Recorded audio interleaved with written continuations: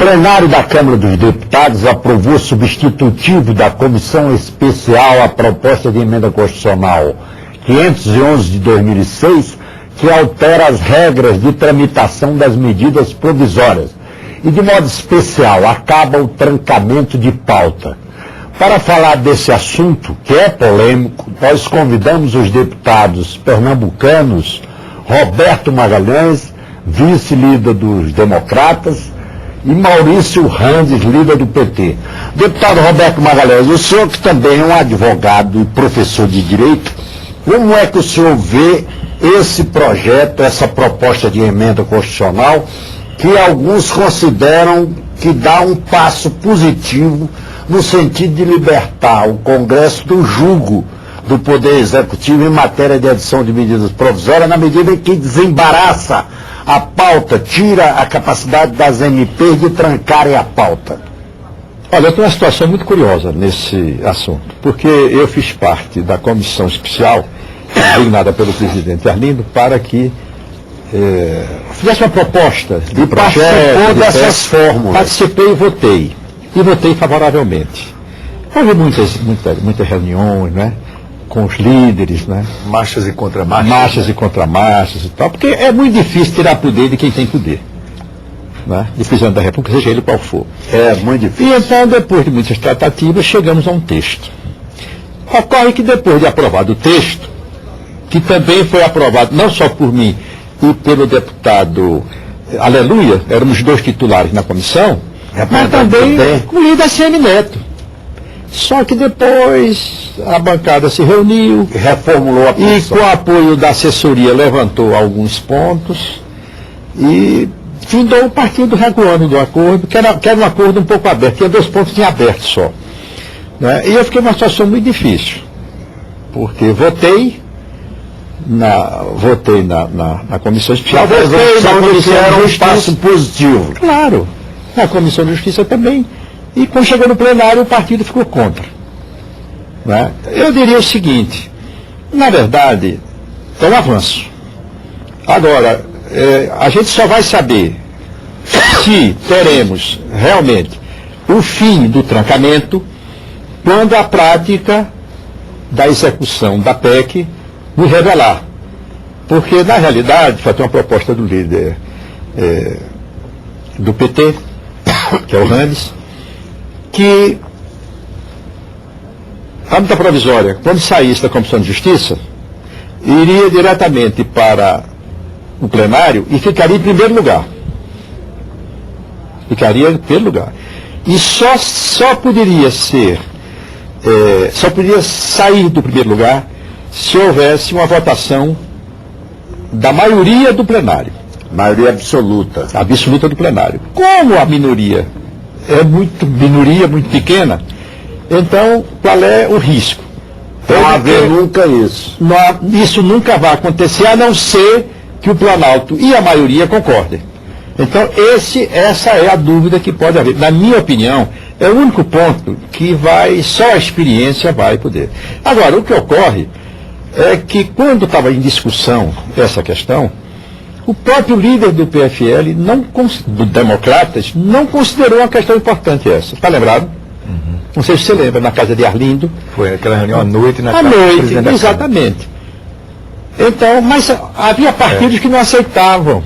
Havia outros companheiros de comissão que não aceitavam, mas findou todo mundo aceitando.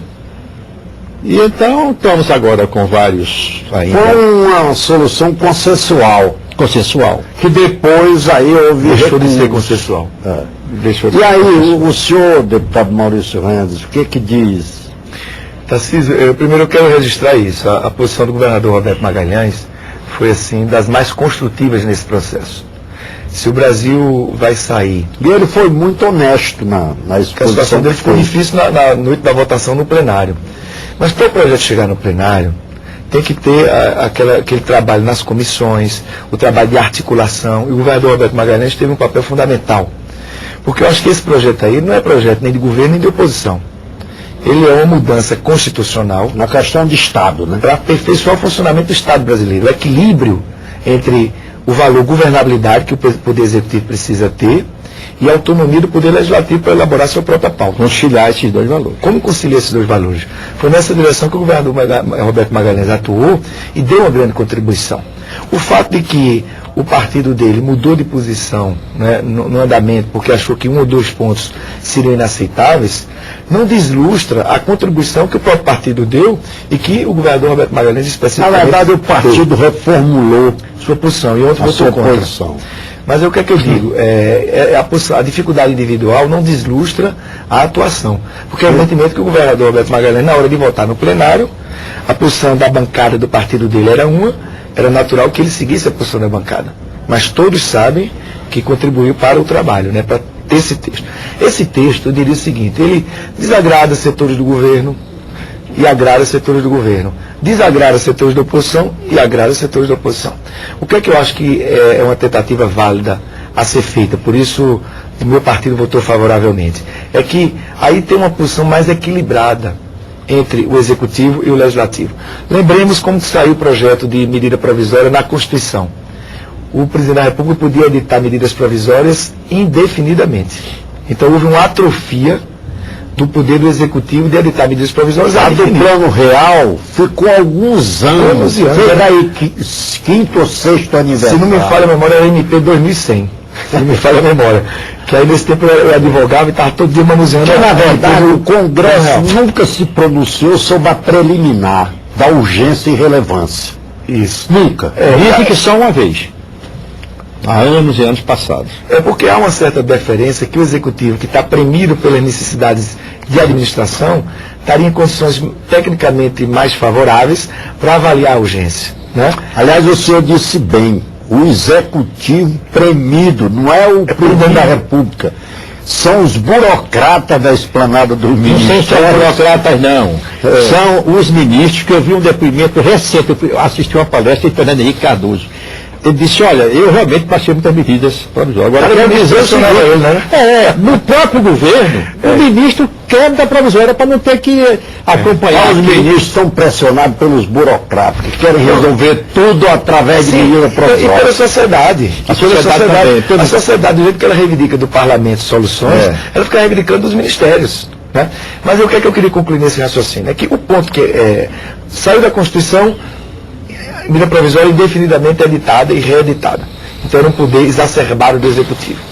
Aí fez-se a mudança do artigo 62 e disse o seguinte, ela passa a trancar a pauta em 45 dias, para que fosse o Legislativo a deliberar sobre a medida provisória e tirou o poder, aquela primeira reforma, tirou o poder do Executivo de editar indefinidamente. Só que mesmo assim ainda ficou uma coisa desequilibrada. Por quê? Porque o fato de trancar a pauta evitou que o Congresso Nacional pudesse elaborar sua própria pauta. Então, esta preocupação, não é isso, informou a proposta que está sendo aprovada agora, que é permitir que o governo continue com uma medida rápida e eficaz, permitir que essa medida induzir o Congresso a apreciar essa medida, mas não trancar a pauta do Congresso. Então, qual foi a solução? A medida provisória vai ser editada, passa 15 dias para um parecer sobre a constitucionalidade lá na Comissão de Constituição e Justiça, depois entra no plenário como primeiro ponto da ordem do dia em regime de urgência.